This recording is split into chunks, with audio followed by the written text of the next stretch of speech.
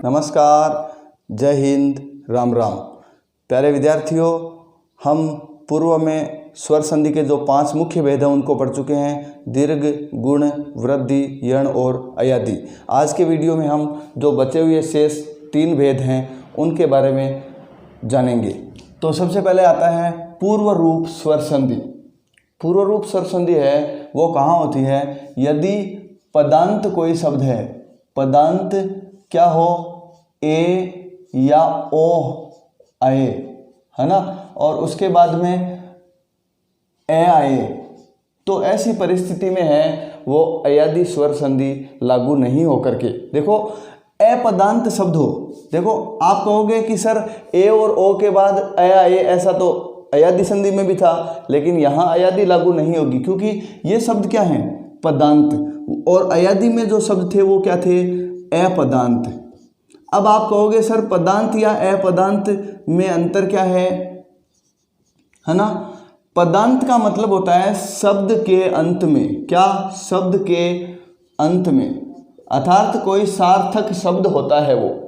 और अपदांत का मतलब होता है कोई धातु से बना हुआ शब्द होता है, धातु का ही रूप होता है, वो कोई निश्चित अर्थ वाला कोई शब्द नहीं होता है। ठीक है, अपदांत का मतलब होता है जो पद नहीं हो उसके अंत में, और पदांत का मतलब होता है पदस्य अंतः, अर्थात पद के अंत में। तो पद के अंत में, पद जैसे कोई भी शब्द आए सार्थक, तो उस पद के अंत में यदि ए और ओ आए और उसके बाद में क्या दिखाई दे?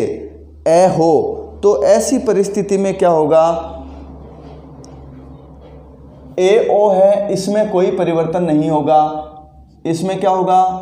कोई परिवर्तन नहीं होगा। ठीक, और बाद वाला जो ए है उसके स्थान पे क्या बनेगा?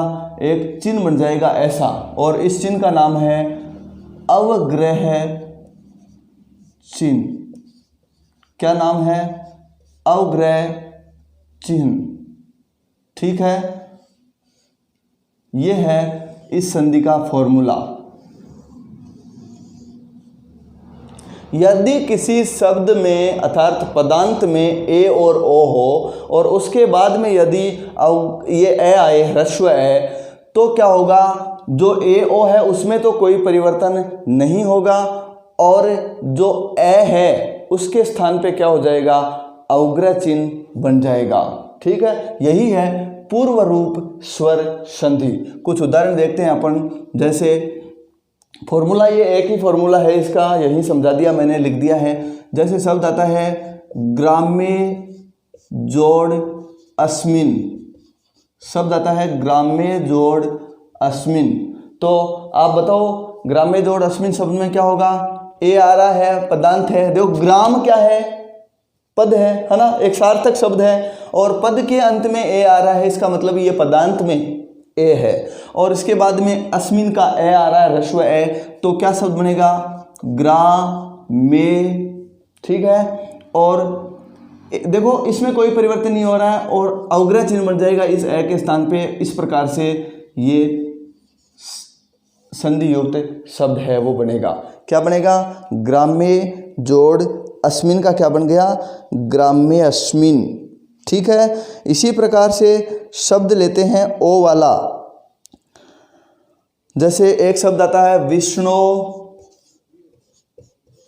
विष्णु जोड़ अव। विष्णु में ओ आ रहा है, पद के अंत में है, पदांत में ओ है और बाद में ह्रस्व ए है, तो शब्द क्या बनेगा? विष्णु, ये शब्द बनेगा। ठीक है, ये चिन्ह किसके स्थान पे बनेगा? ए के स्थान पे अवग्रह चिन्ह आ जाएगा, और बाकी कोई परिवर्तन हम नहीं कर रहे हैं। एक दो उदाहरण और देखते हैं। जैसे कवे जोड़ अत्र, शब्द आता है कवे जोड़ अत्र।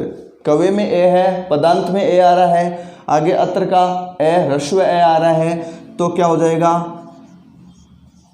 कवयत्र। इस प्रकार का शब्द बन जाएगा, कवयत्र।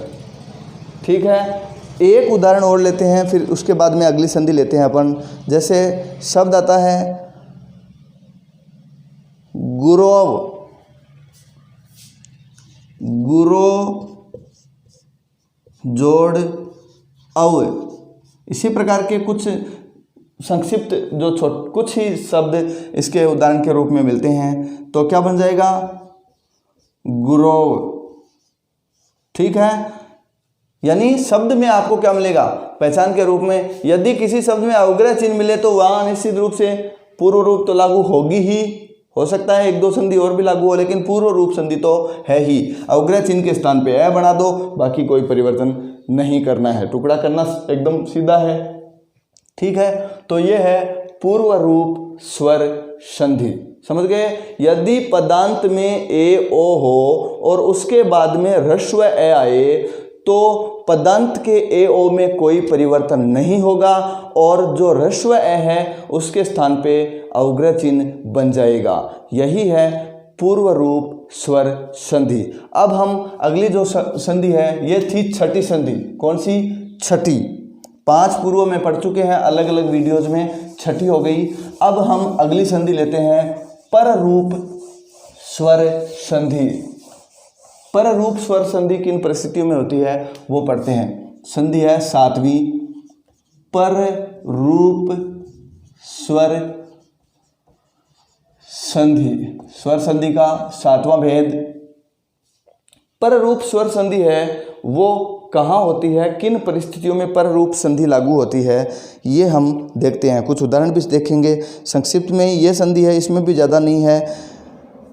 इसमें क्या होता है, जो अभी जो संधि थी उसका थोड़ा सा उल्टा है। यहां पर क्या है, अकारांत उपसर्ग होंगे, अकारांत क्या होंगे, उपसर्ग, और उनके बाद में क्या होता है, ए या ओ आए। ठीक है, तो किसी प्रकार का परिवर्तन नहीं होगा, बस ये अकारांत उपसर्ग है और उसके साथ ए ओ आए, तो ऐसी परिस्थिति में पर रूप संधि है वो लागू होती है। उदाहरण से इसको समझते हैं। देखो इसका उदाहरण लेते हैं। जैसे शब्द आता है उपेति, उपेति शब्द नहीं है, उपोष शब्द देखते हैं व्याकरण में। इसका क्या आता है, प्रेजते शब्द आता है, प्रेजते। तो अपन इसका टुकड़ा देखते हैं। सबसे पहले प्रे जोड़ एजते। यहां पर क्या होता है, प्रे एक क्या है, उपसर्ग है, और किस प्रकार का उपसर्ग है, अकारांत। अब आप कहोगे अकारांत मतलब क्या होता है, एकार जोड़ अंत, अर्थात ऐसा शब्द जिसके अंत में क्या हो, ए हो। तो यहाँ प्र में अंत में क्या आ रहा है, ए। इसका मतलब ये उपसर्ग भी है और ए अंत वाला भी है, इसलिए इसको क्या कह देंगे, अकारांत उपसर्ग कह देंगे। अकारांत उपसर्ग के बाद में ए और ओ से प्रारंभ होने वाली कोई धातु हो, है यहाँ एजते, तो यहाँ क्या करेंगे अपन, सीधा है इसके ए को गायब कर देंगे। इसमें जो ए है उसको छुएंगे नहीं।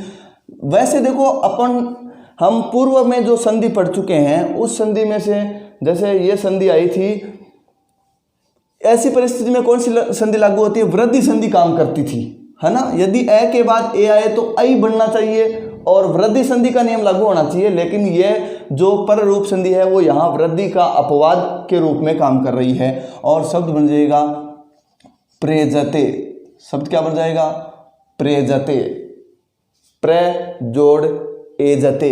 देखो यहाँ अब नियमानुसार वृद्धि लगाएं तो प्रैजते बनना चाहिए, लेकिन यहाँ पर क्या है, ए को गायब कर दिया और ए को ज्यों का त्यों रख दिया, बस, बाकी कोई परिवर्तन नहीं हो रहा है। इसी प्रकार से और शब्द लेते हैं उपोषति। एक शब्द आता है उपोषति। उपोषति का संधि विच्छेद भी लेते हैं अपन।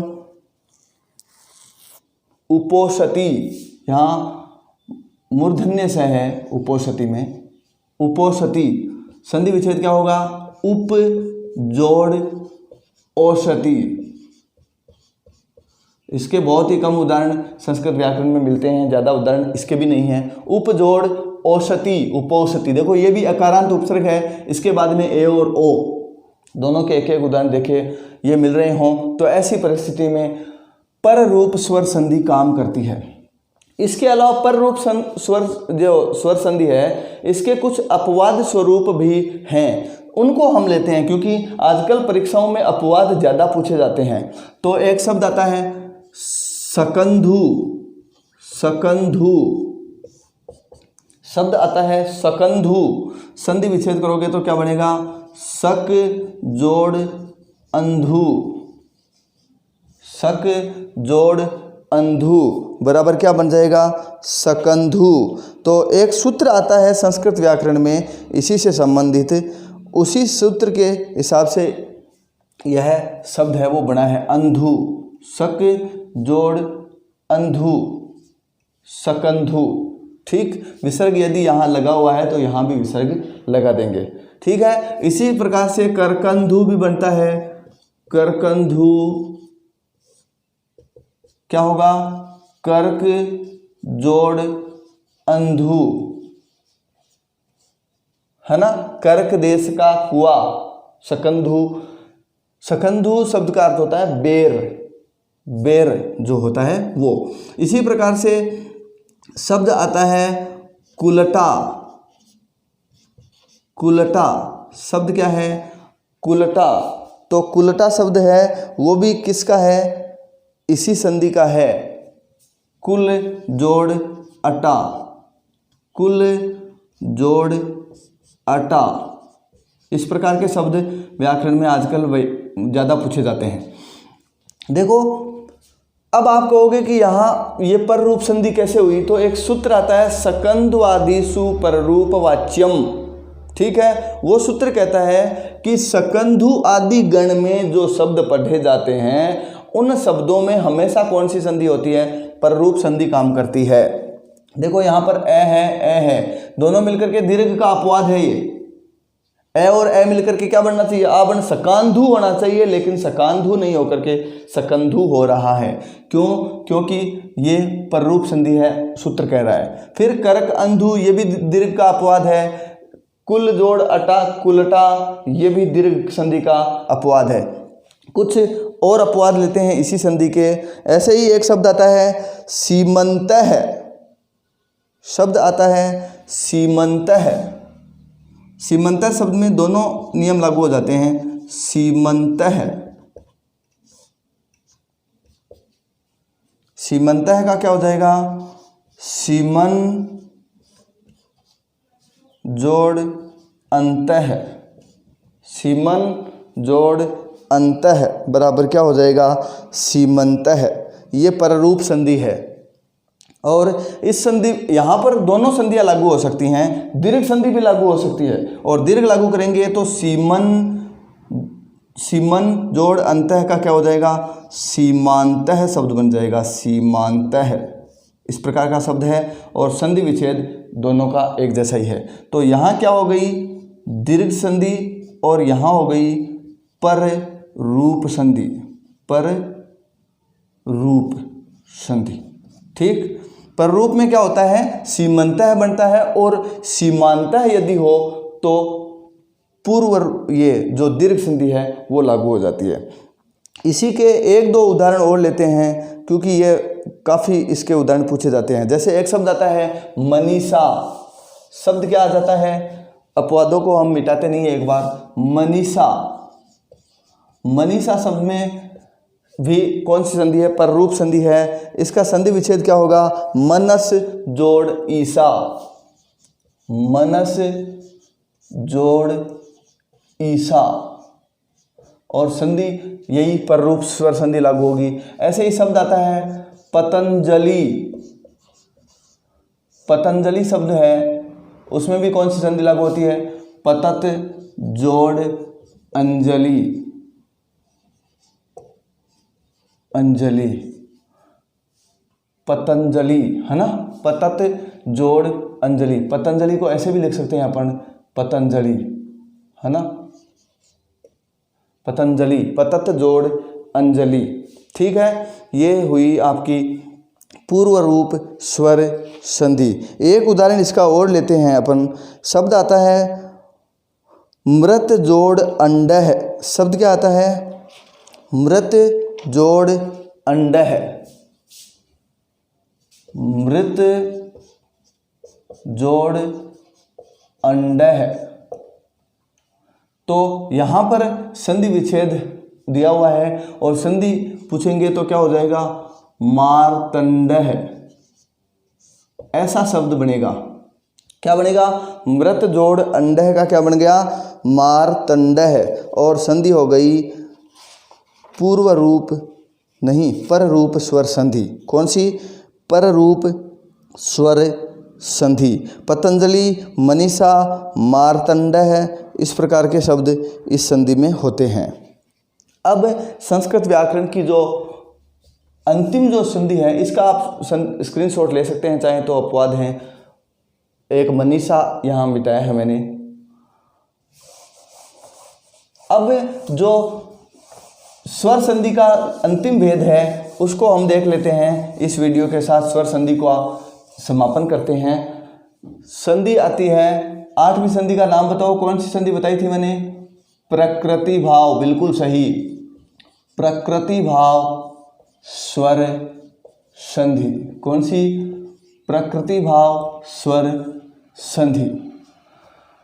प्रकृति भाव स्वर संधि कहाँ होती है ये मैं आपको बता दूं। गर्मी बहुत ज़्यादा है, आज अंतर्राष्ट्रीय योग दिवस भी है, तो गर्मी सूर्य का आतप बढ़ रहा है, इसलिए बीच बीच में पसीना पोंछना पड़ रहा है। आप इतना पसीना आने के बावजूद भी वीडियो को शेयर नहीं करते हो, ये गलत बात है। प्रकृति भाव स्वर संधि, प्रकृति भाव स्वर संधि कहाँ होती है, ईदु दे द्विवचनम प्रग्रह्यम। एक शब्द आता है ईदु दे द्विवचनम प्रग्रह्यम, एक सूत्र आता है। इस सूत्र के अनुसार और प्लुत प्रग्रह्य जो है वो भी प्रकृति भाव स्वर संधि के अंतर्गत आते हैं। तो प्रकृति भाव स्वर संधि हम समझ रहे हैं। इसमें क्या होता है, प्रकृति भाव में शब्द में कोई परिवर्तन नहीं होता है। क्या नहीं होता है, किसी प्रकार का कोई परिवर्तन नहीं होता है। अर्थात संधि विच्छेद वाला शब्द है उसमें प्लस लगा हुआ है और संधि वाला शब्द है उसमें प्लस हटा दिया जाता है। बाकी शब्द हैं वो जो के त्यों पास पास रख दिए जाते हैं। प्रकृति भाव स्वर संधि है वो कोई विशेष ज़्यादा नहीं है। इसमें कुछ उदाहरण अपन सीधे देख लेते हैं। प्रकृति भाव का मतलब होता है ज्यों का त्यों रखा जाना।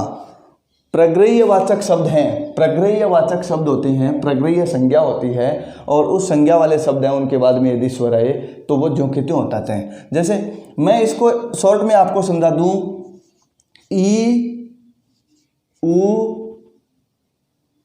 ई दू दे ए, ये है ई उ ए, ये है। इनके बाद में यदि कोई स्वर आए, क्या आए, स्वर, तो ऐसी परिस्थिति में ये है कैसे होने चाहिए, द्विवचन। ये दोनों हैं क्या, द्विवचन में होने चाहिए। द्विवचन हो तो ऐसी परिस्थिति में क्या होंगे, प्रग्रह्य संज्ञक वर्ण बन जाएंगे, प्लुत और प्रकृति भाव संधि लागू हो जाएगी। ठीक है। जैसे एक शब्द आता है हरि जोड़ एतौ, हरि जोड़ एतौ। उदाहरण देख लेते हैं सीधे ही। उदाहरण कहने का मतलब है शब्द में आपको ई उ और ए इन तीनों में से कोई एक मिलेगा अंत में, और बाद में कुछ भी आ सकता है, कोई स्वर आना चाहिए। ठीक है। और शर्त यह है कि ये जो इधर वाला जो शब्द है वो कैसा होना चाहिए, द्विवचन का ही शब्द होना चाहिए। एक वचन या बहुवचन का शब्द है तो संधि ये लागू नहीं होगी। प्रकृति भाव का मतलब होता है, तो हम क्या करेंगे, इसका संधि युक्त शब्द बनाएंगे। क्या बनेगा, हरि एतौ, बस देख लो, कुछ नहीं करना। हरि जोड़ एतौ तो द्विवचन है, इसका मतलब यहाँ हरि एतो ज्यों का त्यों रह जाएगा। प्रकृति प्रग्रह्य संज्ञक बन गया, इसलिए प्रकृति भाव संधि लागू हो जाएगी। ठीक है। इसके और उदाहरण लेते हैं अपन। विष्णु जोड़ इमौ, शब्द है विष्णु जोड़ इमौ। विष्णु, देखो विष्णु शब्द आपने देखे होंगे, विष्णु शब्द है, विष्णु विष्णु, इस प्रकार से रूप से ये एक वचन है और ये ऊ बड़ा होते ही क्या हो जाएगा, द्विवचन है। तो यहाँ द्विवचन है, इसकी वजह से प्रकृति भाव स्वर संधि लागू हो गई। विष्णु जोड़ इमऊ, जो का त्यों रहेगा विष्णु इमऊ।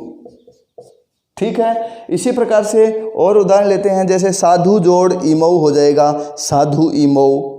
ठीक है, इसी प्रकार से गुरु जोड़ अमू, देखो ई का आ गया, फिर गुरु जोड़ अमू, गुरु जोड़ अमू बराबर क्या हो जाएगा, गुरु अमू, जो का त्यों रखा जाएगा गुरु प्लस हट गया अमू। ठीक है, इसी प्रकार से और ए का उदाहरण और लेते हैं अपन, जिसमें ए आता हो, जैसे लते एते, लते जोड़ एते, क्या बनेगा, बिल्कुल लते एते, जैसा का तैसा ही रह जाएगा, कोई परिवर्तन नहीं होगा। कहने का मतलब है ई, ऊ और ए के बाद कोई स्वर हो और ये इकारांत, उकारांत या एकारांत जो शब्द हैं वो द्विवचन में हो, तो ऐसी परिस्थिति में वहां पर वो क्या उनकी संज्ञा क्या हो जाती है, प्रग्रह्य, प्रग्रह्य संज्ञा हो जाती है, और प्लुत प्रग्रह्य अचि नित्यम, इस प्रकार का एक सूत्र होता है, उस सूत्र से प्रकृति भाव संधि लागू हो जाती है। तो प्यारे विद्यार्थियों, स्वर संधि का हमारा टॉपिक आज यहीं समाप्त होता है। आप स्वर संधि में कोई किसी प्रकार की आपको समस्या हो तो वो आप कमेंट बॉक्स में या फ़ोन के ज़रिए मुझे पूछ सकते हैं, और वीडियो को लाइक, सब्सक्राइब और शेयर करें। जय हिंद, जय भारत।